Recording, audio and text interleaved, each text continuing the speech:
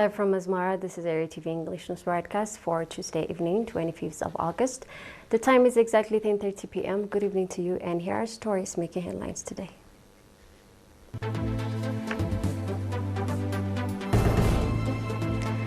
Eid Mewlid Al-Nebi celebrated nationwide.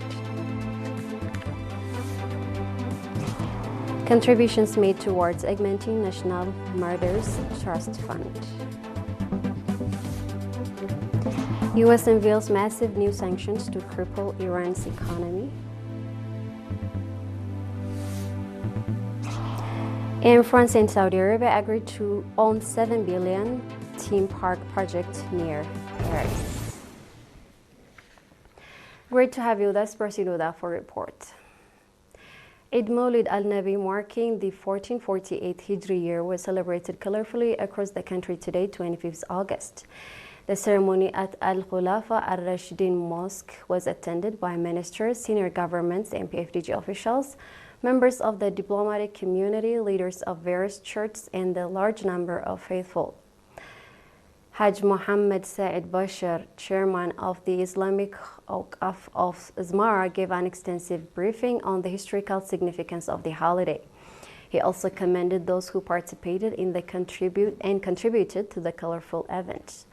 Speaking at the event, Sheikh Salim Ibrahim Al-Mukhtar, Mufti of Eritrea and chairman of the Higher Assembly of Eritrean Ifta and Islamic Affairs, congratulated the Eritrean people at home and abroad. Sheikh Salim Ibrahim Al-Mukhtar also underlined the importance of continued adherence to Eritrea's foundational ethical principles and standards in this age of globalization. He also called for the preservation and further consolidation of country's strong national unity and cohesion, which were secured through the precious sacrifice of its martyrs. The Eid Mewlid celebration was highlighted by spiritual performances.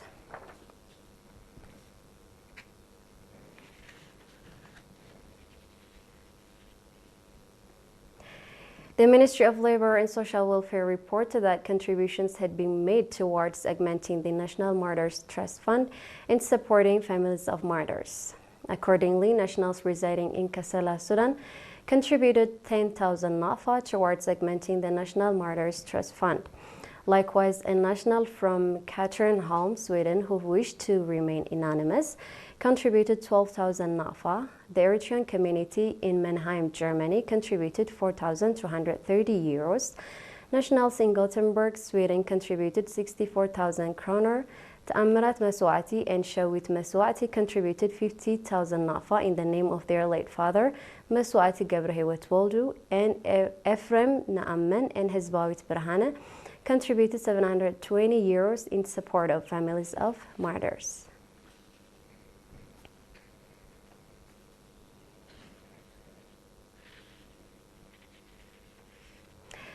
A meeting aimed at strengthening youth organization was conducted in Abu Kiloma administrative area, southern Deccan Subzone, southern Red Sea region on 22nd of August.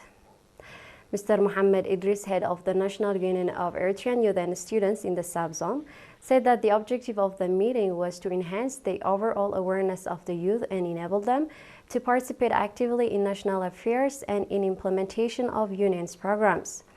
Noting the significance of the active participation of young people in ensuring the desired transformation of society, Mr. Usman Abdel Qadir, head of the National Union of Eritrean Youth and Students in the Southern Red Sea region, called for a stronger role by the youth in promoting and use of educational opportunities, particularly among young women in the Abu Kiloma administrative area.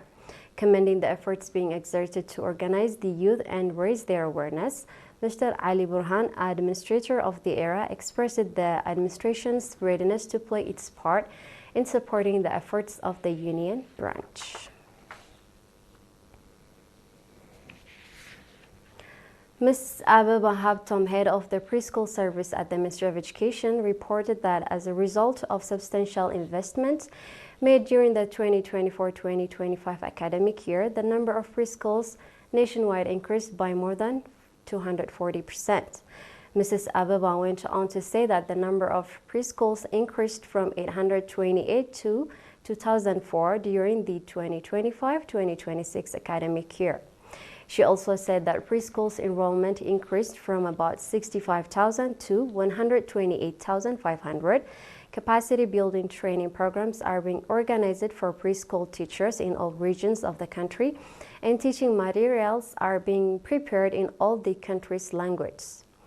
Noting that preschool services are very important for nurturing children in all aspects of their lives, Mrs. Ababa said that attending preschools helps children develop their self-confidence, creativity, and communication skills, as well as an understanding of their societal, social, cultural, and moral values. According to documents, there are currently 444 preschools in the Gashbarka region, 337 in northern Red Sea region, 667 in the southern region, 304 in the Ansaba region, 175 in the central region, and 77 in southern Red Sea region.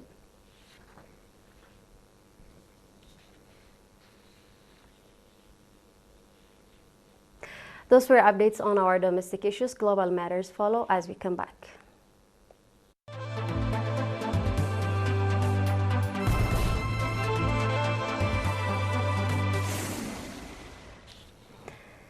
The United States announced yesterday massive new economic sanctions against Iran, expanding restrictions to 5 additional sectors in an effort to increase pressure on the further isolate the country.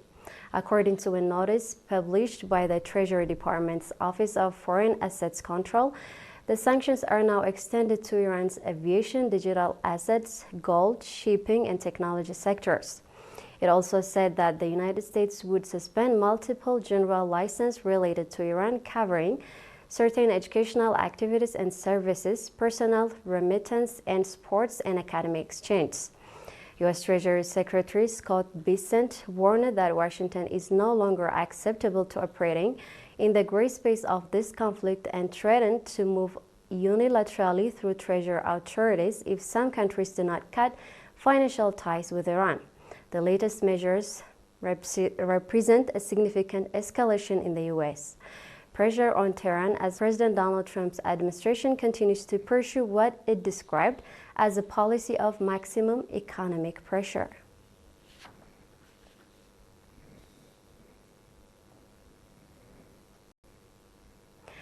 France and Saudi Arabia have announced plans for $7 billion amusement park near Paris, following talks between French President Emmanuel Macron and Saudi Crown Prince Mohammed bin Salman at the Élysée Palace. The agreement was among a raft of deals signed yesterday as Macron and Prince Mohammed seek to boost economic and defense ties between their two countries.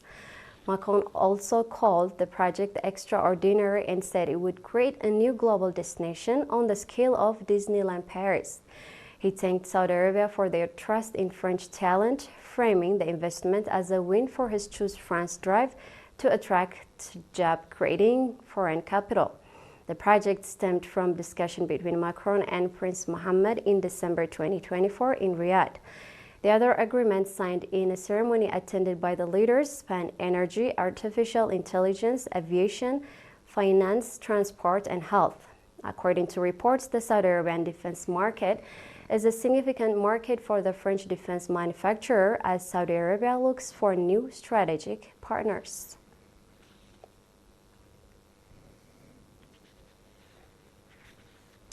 We're about to end our news broadcast, but here's a final look at the top stories before we say goodnight.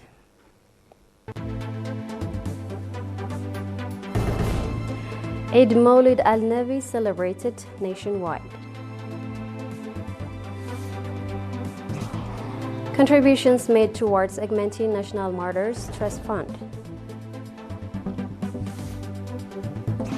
U.S. unveils massive new sanctions to cripple Iran's economy. France and Saudi Arabia agree on $7 billion theme park project near Paris. That's all the news for this session. On behalf of the entire news crew, thank you for watching. I'm Salim Brahana, wishing you a great night.